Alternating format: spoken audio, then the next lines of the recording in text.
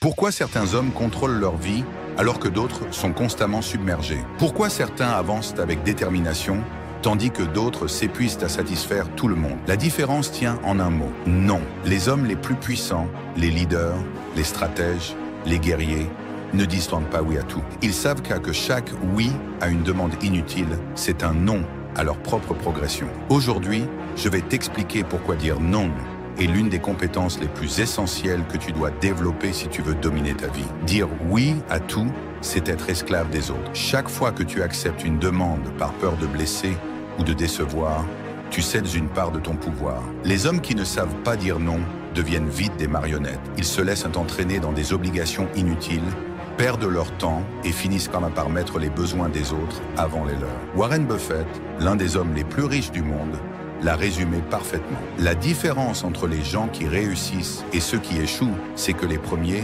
disent non à presque tout. Exercice immédiat. Liste 3 choses auxquelles tu dis oui alors que tu aimerais dire non. À partir d'aujourd'hui, refuse systématiquement au moins une demande inutile par jour. Observe comment les autres réagissent. Tu verras que la plupart du temps, ils acceptent ton refus sans problème. Si tu ne défends pas ton temps, personne ne le fera pour toi. Un homme qui sait dire non est perçu comme fort, indépendant, sûr de lui. Pourquoi? Parce qu'il montre qu'il se connaît et qu'il a des limites claires. Il ne cherche pas à plaire à tout prix. Il impose ses règles. Regarde les grands leaders. Penses-tu que Napoléon, Steve Jobs ou Elon Musk disaient oui à tout ce qu'on leur proposait? Non, ils protégeaient leur énergie et leur vision. Comme l'a dit Sénèque, celui qui ne fixe pas lui-même ses limites sera écrasé par celles des autres. Exercice immédiat. La prochaine fois qu'on te demande quelque chose qui ne t'apporte rien, dis non. Ne justifie pas ton refus. Un simple non, je ne peux pas, suffit. Remarque comment ton assurance grandit à chaque refus. Les faibles veulent être aimés, les forts veulent être respectés. Dire non, c'est reprendre le contrôle de son temps. Nous avons tous 24 heures dans une journée. Ce qui fait la différence, c'est comment on les utilise. Si tu passes ton temps à satisfaire les besoins des autres, tu n'auras jamais le temps d'investir dans ce qui est vraiment important pour toi. Les hommes puissants savent que chaque minute est précieuse. Ils disent non aux distractions, non aux pertes de temps, non aux engagements inutiles. Comme l'a dit Bruce Lee, ce n'est pas l'augmentation quotidienne qui compte, mais la diminution quotidienne. Élimine ce qui n'est pas essentiel. Exercice immédiat. Pendant une semaine, analyse comment tu utilises ton temps. Élimine une activité inutile chaque jour. Réserve du temps exclusivement pour toi sans interruption. Tu verras que plus tu dis non aux choses inutiles, plus tu avances vite. Dire non ne fait pas de toi une mauvaise personne. Beaucoup hésitent à dire non par peur de blesser les autres ou de paraître égoïste. Mais voici la vérité. Refuser quelque chose qui ne te convient pas, ce n'est pas être égoïste, c'est être intelligent. Les gens respectent ceux qui ont des limites claires. Si quelqu'un se vexe parce que tu as dit non, c'est que cette personne ne respecte pas ton temps et ton énergie. Comme l'a dit Épictète, ne perds pas ton temps à plaire aux autres si cela signifie te trahir toi-même. Exercice immédiat. Arrête de t'excuser lorsque tu refuses quelque chose. Remplace « je suis désolé » par « je ne peux pas ». Merci de comprendre. Observe comment les gens finissent par accepter tes décisions sans problème. Un homme fort n'a pas besoin de justifier ses choix. La maîtrise du non, c'est la clé de la liberté. Dire non, c'est reprendre le contrôle de sa vie. Les hommes faibles se laissent guider par les attentes des autres. Les hommes puissants suivent leur propre chemin. Regarde les moines Shaolin, les guerriers spartiates, les entrepreneurs visionnaires. Ils éliminent tout ce qui les éloigne de leur mission. Comme l'a dit Steve Jobs, se concentrer, ce n'est pas dire oui, c'est dire non à 1000 autres choses. Exercice immédiat. Identifie une habitude toxique ou une distraction qui te ralentit. Dis non à cette habitude dès aujourd'hui. Observe comment ton esprit devient plus clair et ton temps plus productif. La vraie puissance commence quand tu prends le contrôle de tes décisions. Dire non est un super pouvoir. Les leaders, les hommes influents, ceux qui réussissent, ne disent pas oui à tout. Ils filtrent, ils sélectionnent, ils imposent leurs propres règles. Ne cherche pas à plaire à tout le monde. Cherche à respecter ton propre temps. Ne crains pas de refuser ce qui ne te sert pas. Chaque non bien placé est un pas de plus vers la maîtrise de ta vie. Dis-moi en commentaire, à quoi vas-tu dire non dès aujourd'hui? La plupart des gens ne sont pas retenus par des obstacles extérieurs, mais par leurs propres croyances. Ce ne sont pas les circonstances qui t'empêchent d'avancer, ce ne sont pas les autres, ce n'est pas la malchance, c'est ce que tu crois être vrai. Un esclave enchaîné par ses propres pensées ne verra jamais la sortie, même si la porte est grande ouverte. Si tu veux avancer, tu dois d'abord briser ces illusions qui t'empêchent de progresser. Aujourd'hui, je vais te montrer les 5 croyances qui te maintiennent faible et comment les remplacer immédiatement. Je n'ai pas de talent, donc je ne réussirai jamais. C'est probablement l'un des plus grands mensonges de notre époque. Beaucoup croient que le succès dépend d'un don inné, comme si certains naissaient avec une carte VIP vers la réussite. La réalité est bien différente. Michael Jordan n'était pas le meilleur joueur de basket au lycée. Arnold Schwarzenegger n'avait pas un physique naturellement hors du commun. Ils ont travaillé comme des machines. Comme l'a dit Will Smith, je n'ai jamais été le plus talentueux, mais personne ne m'a jamais surpassé en travail. Remplace cette croyance par « le talent n'est qu'un point de départ, c'est la discipline qui fait la différence ». Application immédiate. Arrête de chercher des excuses sur tes capacités. Fixe un objectif et travaille dessus chaque jour, sans exception. Si tu échoues, apprends et recommence. Le talent ne sert à rien sans travail. Le travail, lui, finit toujours par créer du talent. Je vais attendre le bon moment. Le bon moment n'existe pas. Combien de fois as-tu entendu quelqu'un dire « Je vais commencer quand j'aurai plus de temps. J'attends d'avoir plus d'argent. Je me lancerai quand je serai prêt. » La vérité, ceux qui réussissent commencent avec rien. Regarde Elon Musk. Il a mis tout son argent dans ses entreprises, prenant des risques insensés. S'il avait attendu, il n'aurait jamais construit Tesla ou SpaceX. Comme l'a dit Napoléon, l'action a toujours raison sur l'inaction. Remplace cette croyance par « le meilleur moment pour commencer, c'est maintenant ». Application immédiate. Prends un projet que tu reportes et commence une première action dès aujourd'hui. Arrête d'attendre que tout soit parfait. Apprends en avançant. Chaque jour perdu est un jour en moins pour progresser. J'ai déjà échoué, donc je ne réussirai jamais. Beaucoup de gens prennent un échec comme une preuve qu'ils ne sont pas faits pour réussir. Erreur fatale. Le succès est construit sur une montagne d'échecs. Tous les plus grands leaders ont échoué plus que n'importe qui d'autre. Regarde Thomas Edison. Il a échoué plus de 10 000 fois avant d'inventer l'ampoule électrique. Regarde J.K. Rowling. Elle a été rejetée par 12 maisons d'édition avant que Harry Potter ne devienne un succès mondial. Comme l'a dit Nelson Mandela, je ne perds jamais. Soit je gagne, soit j'apprends. Remplace cette croyance par l'échec n'est qu'une information, un feedback pour ajuster ta stratégie. Application immédiate. Fais une liste de tes derniers échecs et analyse ce que tu peux en tirer. Adopte la mentalité des gagnants.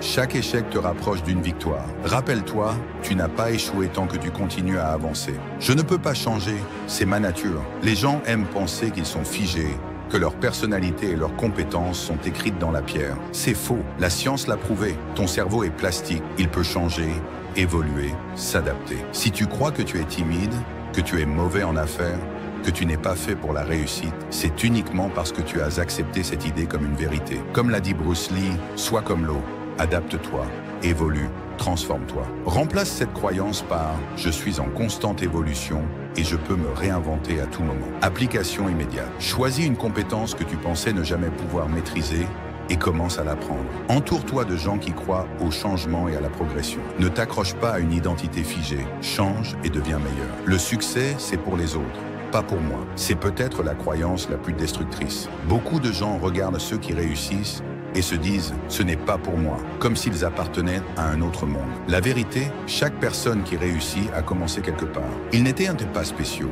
Ils n'avaient pas de destin tracé. Ils ont simplement fait le travail, encore et encore. Comme l'a dit Henry Ford, que tu penses être capable ou incapable, dans les deux cas, tu as raison. Remplace cette croyance par « le succès est accessible à ceux qui osent y croire et qui travaillent mot pour l'atteindre ». Application immédiate. Écris noir sur blanc un objectif ambitieux. Répète-toi chaque jour que tu en es capable, mais surtout, agis dans ce sens. Inspire-toi de ceux qui sont partis de rien et ont réussi. Ce qui te limite n'est pas le monde extérieur, c'est ce que tu crois possible ou impossible. Si tu laisses ces 5 croyances diriger ta vie, tu resteras faible, prisonnier d'un mensonge. Mais si tu les détruis une à une, rien ne pourra t'arrêter. Oublie le talent, mise sur le travail. Ne cherche pas le moment parfait, commence maintenant. Chaque échec est une leçon, chaque jour est une opportunité. Dis-moi en commentaire, quelle croyance vas-tu éliminer en premier? L'esprit humain est constamment assailli par le bruit. Notifications, stress, obligations. Dans ce chaos moderne, peu sont ceux qui parviennent à garder le contrôle. Pourtant,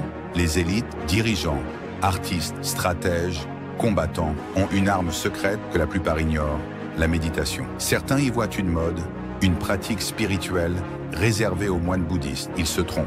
Derrière cette discipline se cache un outil redoutable, utilisé par des figures comme Steve Jobs, Marcus Aurelius et les Navy Seals pour affûter leur esprit, renforcer leur concentration et mieux affronter les défis. Ce n'est pas un simple exercice de relaxation, c'est une stratégie de puissance mentale. L'esprit indiscipliné est une faiblesse. Nous sommes dans une époque où tout est conçu pour capter notre attention. Publicité, réseaux sociaux, informations en boucle. Les distractions sont partout. Un esprit dispersé est un esprit faible, vulnérable, facilement manipulable. Regarde autour de toi. Pourquoi certains avancent avec une clarté absolue pendant que d'autres sautent d'une idée à l'autre sans jamais rien accomplir? La différence ne se joue pas seulement sur l'intelligence ou la chance. Elle se joue sur la capacité à dominer son propre esprit. Marc Aurèle, empereur romain et maître du stoïcisme, répétait à lui-même « Nulle part l'homme ne trouve un refuge plus paisible que dans son propre esprit. » Si ton esprit est un champ de bataille, tu ne pourras jamais être stratégique dans tes décisions. C'est là que la méditation devient une arme. Méditer, ce n'est pas fuir, c'est affronter la réalité. Beaucoup pensent que méditer, c'est fuir le monde. C'est faux. Les plus grands guerriers, rois et stratèges de l'histoire, ne se sont pas retirés du monde pour méditer. Ils ont médité pour mieux affronter le monde. Les samouraïs pratiquaient le Zanshin, un état d'hyperconscience leur permettant de réagir en une fraction de seconde. Les Navy Seals s'entraînent à des techniques de méditation pour maîtriser leur souffle sous une pression extrême. Comme l'a dit Sun Tzu, si ton esprit est troublé avant le combat, tu es déjà vaincu. La méditation n'est pas une évasion, c'est un entraînement. Elle renforce la capacité à rester calme dans l'adversité, à observer sans réagir impulsivement, à voir la vérité sans être aveuglé par ses émotions. Le silence intérieur, un luxe des hommes puissants. Les faibles parlent trop, les forts savent écouter, observer et attendre le bon moment pour agir. Quand tu maîtrises ton esprit, tu ne réagis plus de manière impulsive. Tu observes, tu anticipes, tu laisses les autres s'agiter pendant que toi, tu restes immobile comme une montagne, prêt à frapper au bon moment. Sénèque écrivait « Celui qui apprend à être seul avec lui-même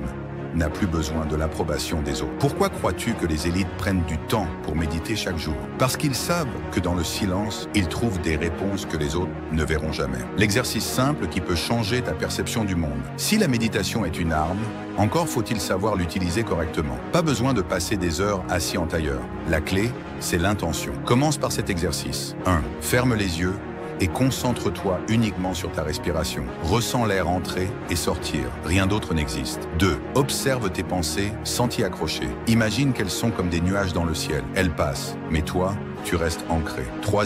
Reste dans cet état pendant seulement 5 minutes, puis rouvre les yeux. Si tu fais cet exercice chaque jour, même un court instant, tu commenceras à percevoir les choses différemment. Méditer, c'est programmer ton cerveau pour la réussite. Les neurosciences confirment ce que les sages savaient depuis des millénaires. La méditation modifie littéralement la structure du cerveau. Elle renforce le cortex préfrontal, la zone de la prise de décision, tout en réduisant l'amygdale, le centre de la peur et du stress. En d'autres termes, méditer te rend plus rationnel, plus stable, plus fort mentalement. Regarde des hommes comme Steve Jobs, un pionnier de la technologie, qui méditait chaque matin avant de prendre les décisions les plus stratégiques d'Apple. Il savait que la clarté mentale est une arme que peu possèdent. Les élites ne méditent pas pour se détendre, elles méditent pour dominer. Ceux qui maîtrisent leur esprit dominent ceux qui laissent le chaos intérieur dicter leurs actions. La méditation, bien plus qu'une simple pratique de bien-être, est un entraînement de puissance mentale que peu sont capables d'adopter. Apprends à calmer ton esprit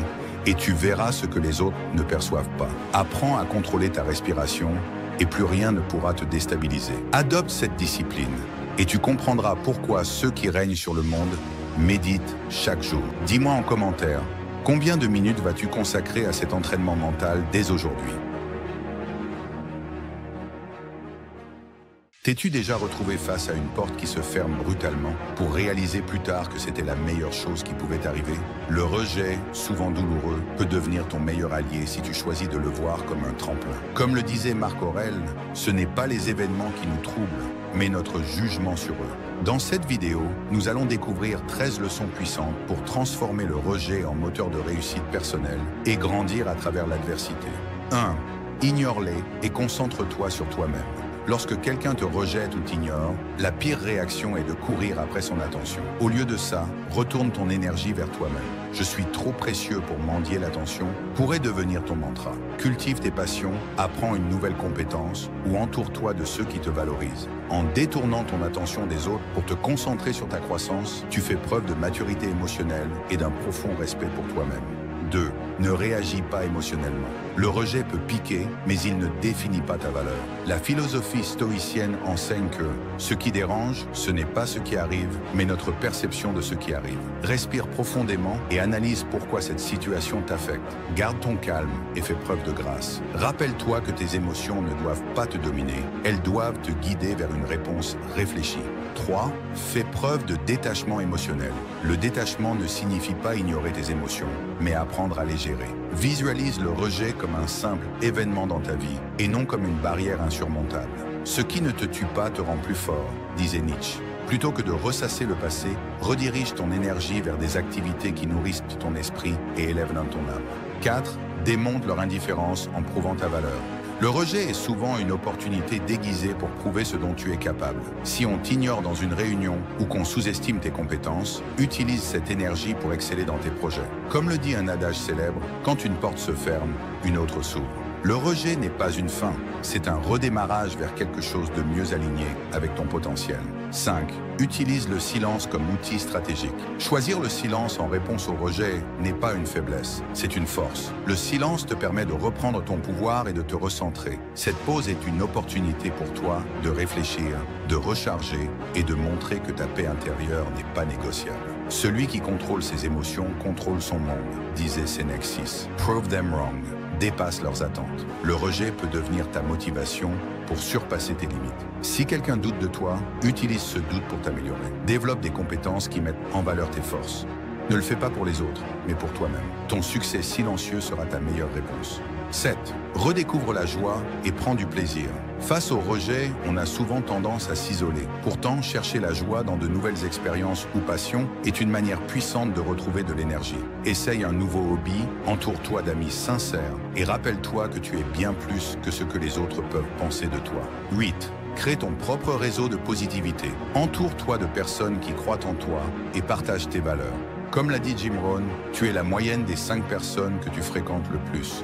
Si certaines personnes ne t'accordent pas l'attention ou le respect que tu mérites, tourne-toi vers celles qui t'élèvent. 9. Fixe des limites émotionnelles. Ne donne pas à ceux qui t'ignorent le pouvoir de te blesser. Les limites émotionnelles ne sont pas une forme de vengeance, mais un acte de préservation de ta paix intérieure. Cela montre que tu valorises ton énergie et que tu refuses de la gaspiller sur ceux qui ne la méritent pas. 10. Réfléchis plutôt que de réagir. Comme l'enseigne Marc Aurèle, l'obstacle est le chemin. Chaque rejet est une opportunité pour réfléchir, apprendre et adapter ton approche. Utilise ces moments pour renforcer ta résilience et clarifier tes objectifs. 11.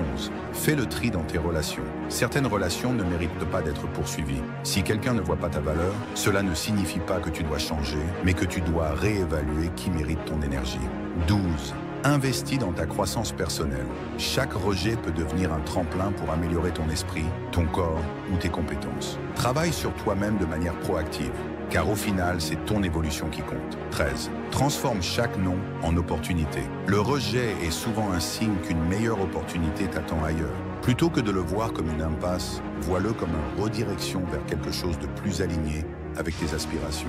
Le rejet peut sembler une fin, mais c'est souvent un début. En adoptant ces 13 stratégies, tu peux transformer chaque non en tremplin vers ta plus grande réussite. Souviens-toi que ta valeur ne diminue pas en fonction de la perception des autres. Reste fort, sois résilient et utilise chaque défi comme une opportunité pour grandir. Partage tes expériences dans les commentaires et dis-nous comment tu transformes le rejet en victoire. As-tu déjà entendu l'expression « ne te mets pas en feu pour réchauffer les autres » ? Cette puissante métaphore nous invite à réfléchir à la manière dont nous équilibrons la gentillesse avec le soin de soi. Les stoïciens nous enseignent une voie, un chemin de générosité équilibrée qui enrichit les autres tout en préservant notre bien-être. Dans cette vidéo, nous explorerons 4 stratégies principales et plusieurs sous-principes pour naviguer sur cette fine ligne entre donner et se préserver. 1.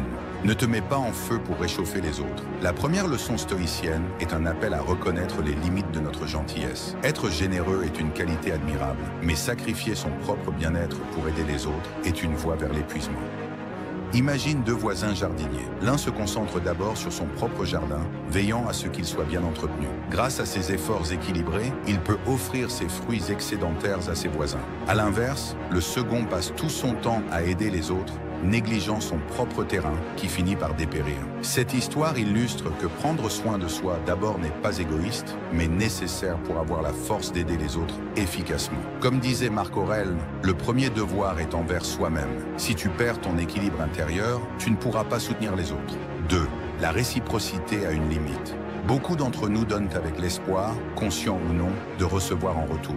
Mais cette attente peut conduire à la déception. Les stoïciens nous rappellent que la véritable générosité réside dans le fait de donner sans attendre de récompense. Quand tu plantes un arbre, tu le fais avec soin, espérant qu'il offrira des fruits. Pourtant, des tempêtes ou des sécheresses peuvent empêcher cet arbre de donner quoi que ce soit. Cela ne diminue pas la valeur de ton acte de planter et de nourrir cet arbre. De même, la vraie satisfaction dans la gentillesse vient de l'acte lui-même, pas de ce qu'il pourrait rapporter. Vois chaque acte de gentillesse comme une expression de tes valeurs, pas une transaction. Identifie les moments où tes attentes te déçoivent et travaille à lâcher prise sur ces attentes. Comme disait Épictète, concentre-toi sur ce que tu contrôles, ton intention de donner, et non sur ce que tu ne contrôles pas, la réponse des autres. 3e.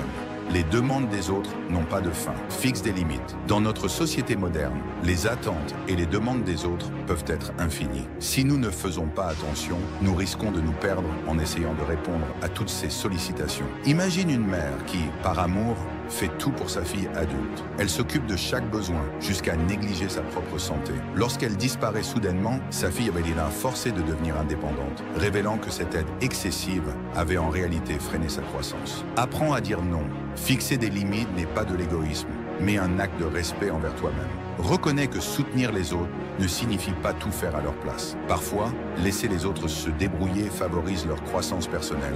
Sénèque disait « Il est noble de soutenir les autres, mais il est tout aussi noble de les laisser apprendre à se tenir debout. » 4e, ne deviens pas invisible dans ta propre vie. Un danger subtil de la gentillesse excessive est qu'elle peut te rendre invisible. À force de toujours dire oui et d'être disponible, les autres risquent de ne plus voir ta valeur réelle. Le pouvoir du non, une transformation. Dire non de manière réfléchie n'est pas une fermeture aux autres, mais une ouverture à soi-même. Cela envoie un message clair. Je respecte mon temps et mon énergie et je m'attends à ce que tu fasses de même. Risque d'une disponibilité constante. Être perçu comme faible ou exploitable. Se retrouver uniquement sollicité pour des besoins, mais oublié dans les moments de joie ou de reconnaissance. Application pratique. Pratique l'introspection. Demande-toi pourquoi tu as du mal à dire non. Est-ce par peur d'être mal perçu? Redéfinis tes relations. Distingue les connexions authentiques des relations transactionnelles. Citation de Cicéron. Ce que tu penses de toi-même compte plus que ce que les autres pensent de toi. Stratégie pour renforcer tes limites avec le stoïcisme. 1. Élimine la peur de dire non. O. Remplace les croyances héritées de l'enfance, comme être gentil signifie tout accepter, par des principes basés sur le respect de soi. O. Rappelle-toi qu'un non respectueux est souvent plus bénéfique qu'un oui forcé. 2e. Écoute tes émotions. O. Observe ton état intérieur après un acte de gentillesse. Si tu te sens épuisé ou irrité, reconsidère tes limites. O. Une générosité saine doit te remplir, pas te vider. 3e. Vois-toi comme une priorité. O. Intègre des moments de soins personnels dans ta routine.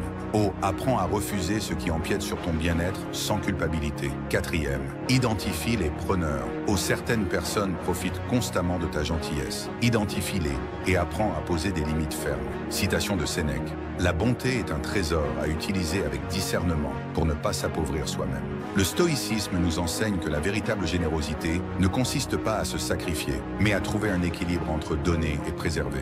En fixant des limites claires et en respectant nos propres besoins, nous pouvons continuer à être gentils sans nous perdre dans le processus. Quelle leçon de cette discussion te parle le plus? Dis-le nous dans les commentaires. Si cette vidéo t'a été utile, abonne-toi pour plus de contenu et partage-la avec quelqu'un qui pourrait bénéficier de ces principes stoïciens. Rappelons-nous ensemble que la véritable gentillesse commence toujours par le respect de soi. Dans un monde plein de chaos et de distractions, il y a une puissance inégalée à rester calme et fort. Être froid ne signifie pas repousser les autres, c'est maîtriser ses émotions, se concentrer sur ce qui compte vraiment et avancer dans la vie avec une confiance tranquille. Plongeons dans 6 principes puissants qui vous aideront à devenir résilient et inébranlable. 1. Restez calme face au manque de respect. Le silence est une source de grande force. Lao Tzu, quand quelqu'un vous manque de respect, votre instinct naturel est de réagir. Mais réagir donne du pouvoir à l'autre. Au lieu de cela, respirez profondément et choisissez la force tranquille. En restant calme, vous reprenez le contrôle de la situation et de vos émotions. Souvenez-vous, votre valeur ne dépend pas du comportement de quelqu'un d'autre. Exemple, pensez à une fois où quelqu'un a essayé de vous provoquer, mais où vous êtes resté calme. Qui avait l'air plus fort à la fin? C'est ça, le pouvoir du contrôle émotionnel. 2. Ne parlez pas. Observez, il vaut mieux se taire et passer pour un imbécile que de parler et ne laisser aucun doute à ce sujet. Abraham Lincoln. La vie est comme un film. Observez avant d'agir. Lorsque vous prenez du recul et évaluez une situation, vous faites des choix plus intelligents. Résistez à l'envie de sauter dedans ou de tout expliquer. L'observation est votre super pouvoir. Astuce. La prochaine fois que vous êtes dans une situation tendue, faites une pause. Laissez la scène se dérouler avant d'agir. Vous verrez que la clarté vient avec la patience. 3. Lâchez prise, libérez-vous. S'accrocher à la colère, c'est comme boire du poison et attendre que l'autre personne meure. Bouddha Rancune. Ressentiment ou regret vous pèsent inutilement. Lâcher prise ne veut pas dire oublier, cela signifie se libérer du fardeau émotionnel. Vous méritez la paix. Conseil pratique, écrivez ce qui vous dérange, puis symboliquement déchirez ou brûlez le papier. Ce petit acte peut être incroyablement libérateur. 4. Ne perdez pas votre vie, votre temps est limité. Ne le gaspillez pas à vivre la vie de quelqu'un d'autre. Steve Jobs, la vie est trop courte pour s'encombrer de drames, de personnes toxiques ou de distractions futiles. Concentrez votre énergie sur ce qui compte vraiment, vos passions, vos objectifs et vos proches. Chaque seconde compte. Défi. Réfléchissez à vos habitudes quotidiennes. Combien de temps gaspillez-vous à scroller, à vous plaindre ou à procrastiner? Redirigez ce temps vers quelque chose de productif et regardez votre vie se transformer. 5. Restez calme dans les situations stressantes. Les mers calmes n'ont jamais fait un marin compétent. Franklin D. Roosevelt. Le stress est inévitable, mais votre façon de le gérer définit votre force. Imaginez le stress comme une tempête et vous comme quelqu'un tenant un parapluie. Restez stable et la tempête passera. La sérénité mène à la clarté et la clarté mène aux solutions. Exemple. Dans une crise, au lieu de paniquer, prenez 3 grandes respirations. Cet acte simple vous aidera à retrouver votre concentration et à réfléchir clairement. 6. Pas besoin de tout expliquer. Un lion ne se soucie pas de l'opinion des moutons. George R.R. Martin. Tout le monde ne mérite pas une explication de vos actions ou de vos choix. Quand vous avez confiance en vous, vous n'avez pas besoin de validation extérieure. Laissez vos actions parler plus fort que vos paroles. Astuce. La prochaine fois que vous vous sentez obligé d'expliquer vos choix, posez-vous cette question. L'opinion de cette personne compte-t-elle vraiment dans mon parcours? Plus souvent qu'autrement, la réponse est non. Conclusion. Devenir froid et fort ne signifie pas être sans émotion. C'est maîtriser ses émotions, valoriser son temps et vivre selon ses propres termes. Commencez à appliquer ces 6 principes aujourd'hui et regardez comment vous devenez plus concentré, résilient et inébranlable. Quel principe vous a le plus parlé? Partagez vos réflexions dans les commentaires et inspirons-nous mutuellement pour devenir plus forts chaque jour. N'oubliez pas de liker, de vous abonner et d'activer la cloche pour plus de contenu enrichissant. Certaines personnes semblent avancer dans la vie avec une aisance déconcertante. Elles obtiennent toujours ce qu'elles veulent, dominent chaque conversation et anticipent chaque mouvement comme de véritables maîtres d'échecs. Mais comment font-elles exactement? Aujourd'hui, je vais te révéler un secret souvent dérangeant, mais fascinant, connu uniquement des puissants. Le véritable pouvoir est une arme silencieuse, discrète et implacable. Pourtant, ce pouvoir n'est pas réservé à une élite restreinte. En réalité, il est accessible à tous ceux qui maîtrisent ses règles. Bienvenue dans la face cachée du pouvoir. Les lois essentielles, maîtriser le jeu sans s'y perdre. Lorsque tu entres dans une pièce bondée, tu remarques souvent que chacun cherche à attirer l'attention. Pourtant, il suffit d'une seule personne calme et silencieuse, avec un regard perçant, pour exercer instantanément une forte influence. Cette présence magnétique repose sur une première règle fondamentale. Parle peu, mais dis beaucoup. Steve Jobs en était un exemple vivant. Ses discours étaient brefs, précis, et chaque silence amplifiait l'impact de ses paroles. Il avait compris une vérité simple. Moins tu en dis, plus ton message résonne. Une autre loi essentielle vient renforcer cette approche. Gagne par tes actes, jamais par tes discours. En effet, les promesses sans résultats concrets finissent toujours par décevoir. Jeff Bezos, fondateur d'Amazon, a choisi d'agir discrètement mais efficacement. Ses réalisations parlent bien plus fort que ses paroles, lui permettant ainsi de bâtir un empire incontestable. Si tu adoptes ces 2 principes, tu verras rapidement ta crédibilité et ton influence s'accroître de façon spectaculaire. Attention aux pièges du pouvoir. Néanmoins, toutes les lois du pouvoir ne sont pas bénéfiques à long terme. Certaines d'entre elles, bien que séduisantes en apparence, peuvent avoir des conséquences dévastatrices. La loi numéro 7 en est un parfait exemple. Obtiens que les autres fassent le travail à ta place, mais récoltant tous les honneurs. Bien que cette stratégie puisse te sembler avantageuse à court terme, elle finit par détruire la confiance et créer de l'isolement autour de toi. Un véritable leader bâti sur la confiance. Il ne détruit pas son entourage pour son profit personnel. Encore plus dangereuse est la loi numéro 15. Écrase complètement ton ennemi. Napoléon Bonaparte en est un parfait exemple historique. En cherchant sans relâche à écraser ses ennemis, il a fini par unir ces derniers contre lui. Sa chute était inévitable. N'oublie jamais que la violence excessive engendre une résistance proportionnelle. La mentalité des vrais maîtres du pouvoir. En réalité, le pouvoir va bien au-delà des simples techniques ou des lois à appliquer mécaniquement. C'est avant tout une mentalité profonde, une manière d'aborder le monde, les autres et soi-même avec conscience et discernement. Abraham Lincoln disait avec justesse, « Le pouvoir révèle le caractère d'un homme ». Autrement dit, lorsqu'une personne détient du pouvoir, son véritable visage se dévoile. Les véritables maîtres du pouvoir ne se limitent donc pas à élaborer des stratégies astucieuses. Ils incarnent également des valeurs humaines fortes, telles que l'empathie, la bienveillance et l'intégrité. Pour eux, l'influence ne sert jamais à dominer ou à écraser, mais bien à inspirer, à guider et à créer autour d'eux un environnement où chacun peut pleinement s'épanouir et contribuer positivement à la société. Des exemples inspirants à suivre. Nelson Mandela incarne parfaitement ce principe. Après avoir passé 27 ans en prison, il avait toutes les raisons d'être amer et de chercher vengeance. Pourtant, il a choisi la voie de la réconciliation, inspirant ainsi des millions de personnes à travers le monde. Cette force intérieure, basée sur l'empathie et la compassion, a fait de lui l'un des plus grands leaders du XXe siècle. Ce que tu dois retenir ici, c'est qu'un pouvoir authentique et durable se construit toujours par la capacité à inspirer et rassembler, jamais par la division. 5. Des actions concrètes à adopter dès maintenant. Maintenant que tu connais ces secrets, comment peux-tu les appliquer immédiatement à ton quotidien? Tout d'abord, apprends à écouter davantage qu'à parler. Ton silence donnera du poids à chacune de tes paroles. Ensuite, privilégie toujours l'action à la parole. Tes réalisations parleront d'elles-mêmes. Enfin, cultive l'empathie et agis avec intégrité envers ton entourage. Ton influence n'en sera que plus durable et bénéfique. Ton pouvoir commence. Aujourd'hui, tu as désormais toutes les clés nécessaires pour exercer un pouvoir authentique, positif et durable. Rappelle-toi que la vraie puissance ne se mesure pas par l'argent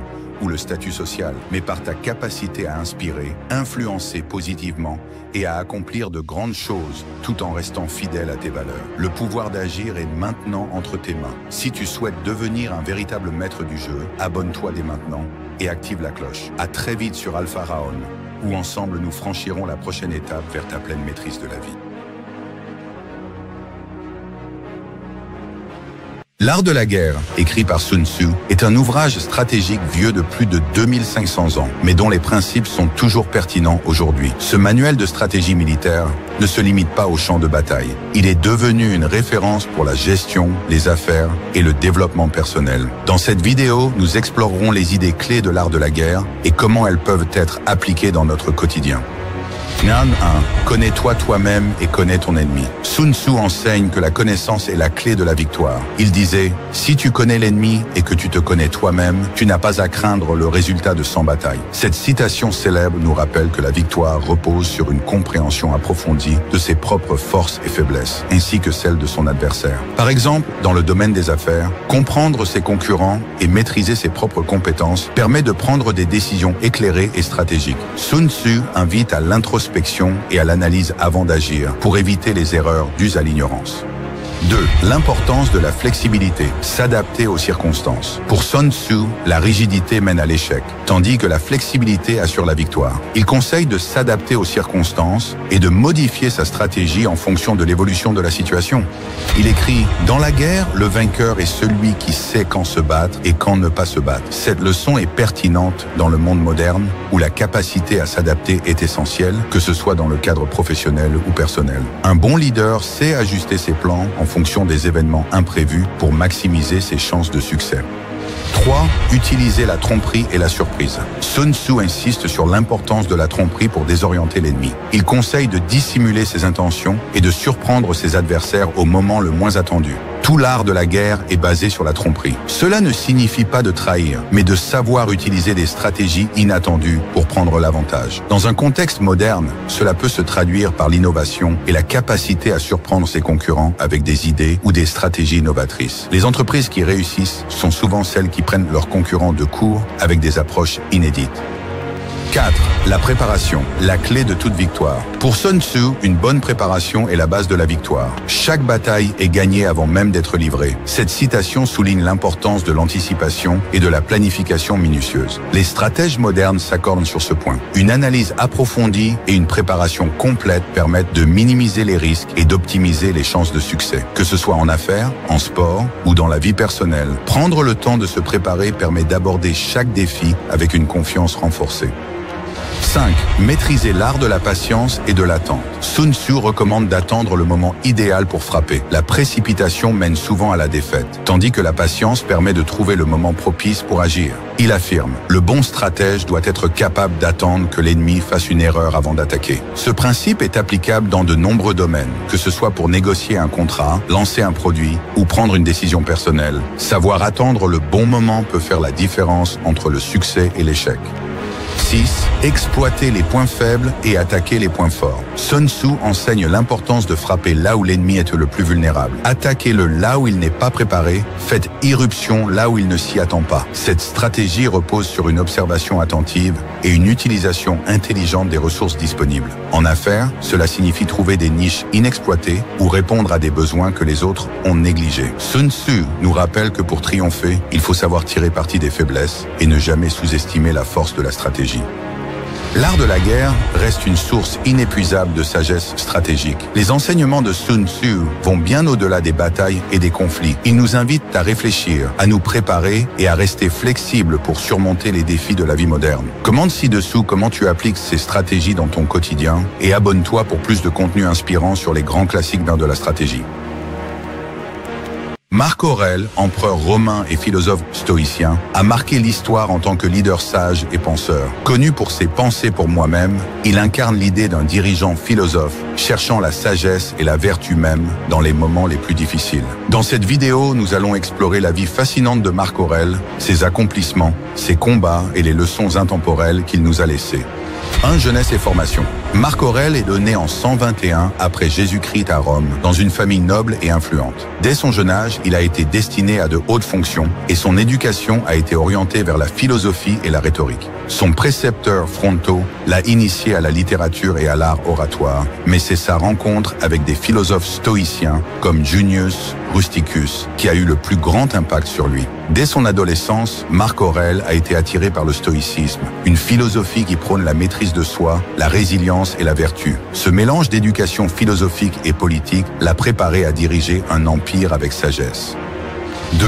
Monter au pouvoir, de César à empereur. En 161 après Jésus-Christ, Marc Aurèle est nommé empereur de Rome, partageant d'abord le pouvoir avec Lucius Verus. Contrairement à d'autres empereurs avant lui, Marc Aurèle a adopté une approche de leadership basée sur l'intégrité et l'humilité, inspirée par ses valeurs stoïciennes. Il a rapidement gagné la réputation d'un empereur juste, préférant la diplomatie à la violence lorsqu'il s'agissait de résoudre des conflits. Mais son règne a été marqué par des périodes de guerre, notamment contre les tribus germaniques le long des frontières du Danube, qu'il a dû défendre avec ténacité pour maintenir la stabilité de l'Empire.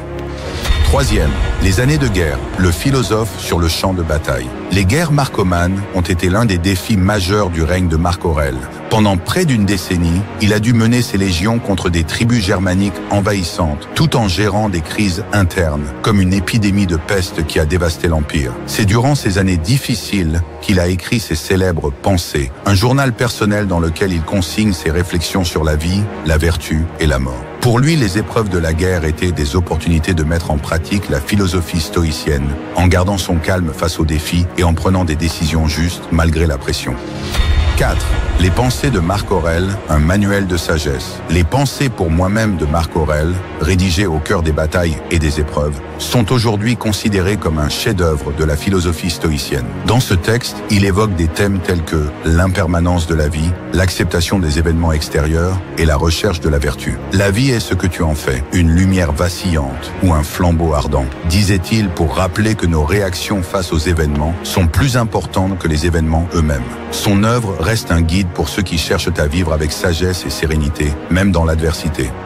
5. L'héritage de Marc Aurèle, le dernier des bons empereurs. Marc Aurèle est souvent surnommé le dernier des bons empereurs, marquant la fin de la période connue comme le règne des 5 bons empereurs. Son décès en 180 après Jésus-Christ a laissé un vide dans l'Empire romain et son successeur Commode n'a pas su perpétuer son héritage de sagesse et de justice. Cependant, l'influence de Marc Aurèle a survécu à travers les siècles, notamment grâce à ses écrits qui ont inspiré des générations de philosophes, de dirigeants et de penseurs.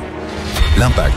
Philosophie de Marc Aurèle, la modernité du stoïcisme. Le stoïcisme de Marc Aurèle a profondément influencé la philosophie occidentale. Sa vision de la vie, de la mort, de la vertu et de la maîtrise de soi résonne encore aujourd'hui. Pour lui, la vraie puissance réside dans la maîtrise de soi et l'acceptation de ce qui échappe à notre contrôle. Ne cherche pas à ce que les événements arrivent comme tu le souhaites, mais souhaite qu'ils arrivent comme ils arrivent, et tu seras heureux. Une citation d'Épictète qu'il a souvent mise en pratique dans sa propre vie. Cette approche stoïcienne reste pertinente à notre époque où les défis personnels et professionnels demandent résilience et réflexion.